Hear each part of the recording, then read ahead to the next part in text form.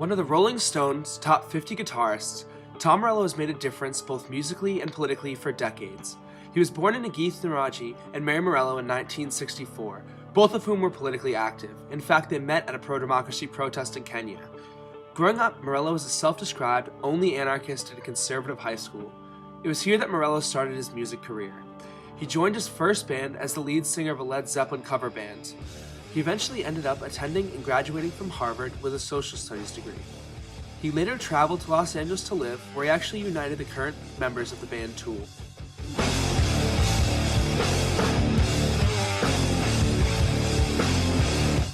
In 1991, after the disbanding of his band Lockup, Morello met Zach De La Rocha, Brad Wilk, and Tim Comerford, who together formed Rage Against the Machine, who was described by Jason Ackney as a band that played fiercely polemical music which brewed sloganeering leftist rants against corporate America, cultural imperialism, and governmental oppression in a Molotov cocktail of punk, hip-hop, and thrash.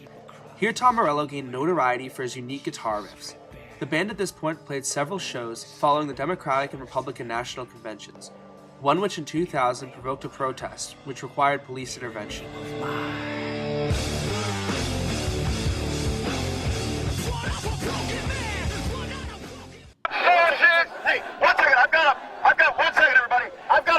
I've got a message for the police who kept us on the stage tonight. Now, I suspect that some of the police may actually even be fans of Rage Against the Machine. I suspect that some of the police come from working class and middle class backgrounds like we do and like you do. I suspect that the cops here today have much more in common with this band, with you people, than the people of the RNC.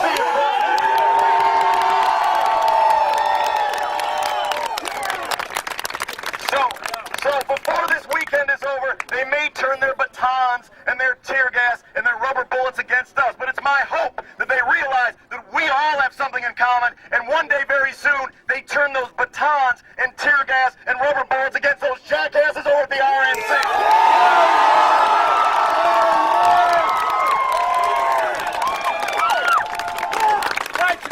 This song's called Killing in the Name of.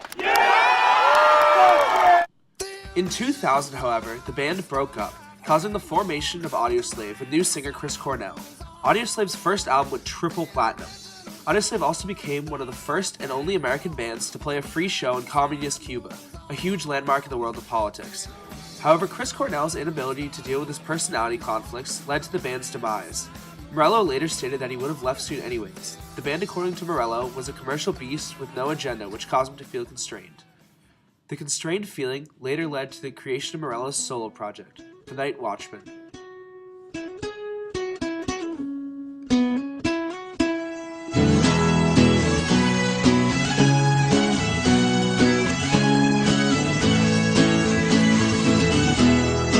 He stated that even though he was playing in front of 20 people a night at coffee houses, he was feeling a greater connection at shows than when he was in front of full arenas. His solo act allowed him to express his political views regarding social inequality and injustice much better. Its end I cannot see. Well, once I had a reason, don't know what it could be. And the road I must travel, its end I cannot see. Well, I sang to myself that I want to be free. But the road I must travel, its end I cannot see.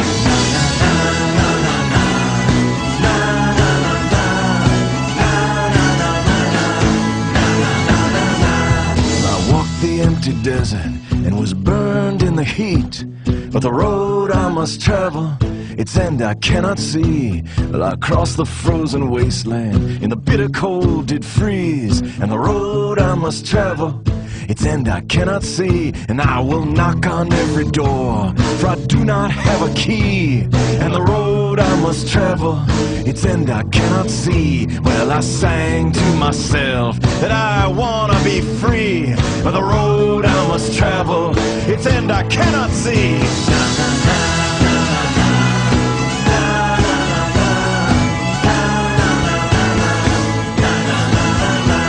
They shot a man in Soho, couldn't guess his age. I found his empty journal, I filled up every page. I called up my state senator, they said he wasn't there. The secretary took my name, and man, she sounded scared. So I counted my misfortunes, I added up the blame. I picked through all the garbage, I checked off all the names. I read in the newspaper, they questioned all my friends.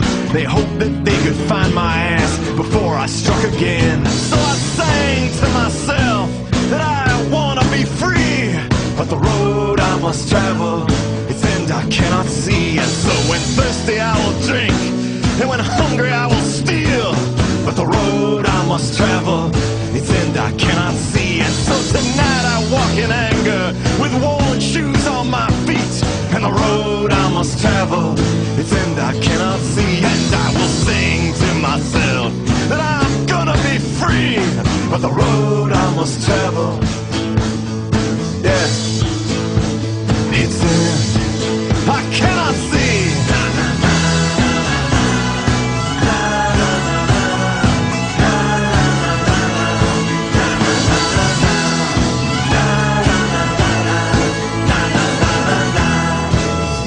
In 2003, Morello joined the Tell Us the Truth tour. He stated media consolidation needs smashing and globalization needs unmasking.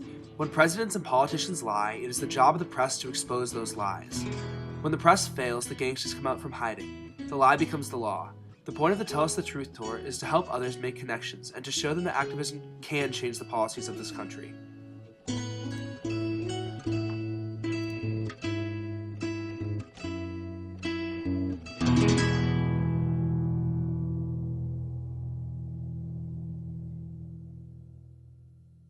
The first song that I wrote explicitly for Worldwide Rebel Songs was the title track, and it was inspired by an event that happened about a year and a half ago when some Korean workers who make the low-end electric guitars for Gibson, Fender, and Ibanez attempted to unionize in their factory in Seoul, Korea. They were all fired from their jobs and the factory was moved to China. So they came to the United States looking for financial help. I offered to play a benefit show for them, but the day before the benefit show, the earthquake in Haiti happens. And so these Korean workers who were down and out and needed money for their wives, their children, their families, and their strike fund voted to donate 100% of the proceeds from their benefit show to the Haiti relief effort. And this was such I thought really a great act of, selfless act of international solidarity that that day I wrote the song, Worldwide Rebel Songs, played it that night, and became the kickoff point for this record.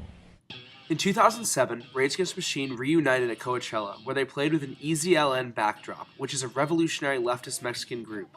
The band later toured for a year internationally, as well as playing shows outside of the Democratic and Republican national conventions. Though the band did not officially come back together, Morello stated that this brief tour showed him that he could incorporate his Rage Against the Machine and Audioslave style of guitar playing into his solo act without jeopardizing the singer's songwriting persona.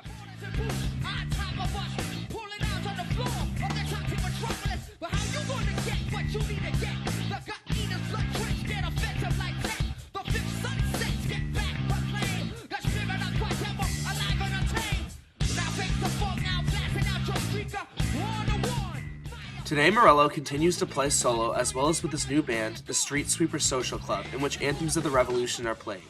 He continues to play at rallies such as the Occupy Wall Street rally and the Wisconsin Collective Bargaining Rights protests. He's a founding member of the Axis of Justice, which unites musicians in the fight against social injustice. His work in this group got him awarded the Eleanor Roosevelt Human Rights Award.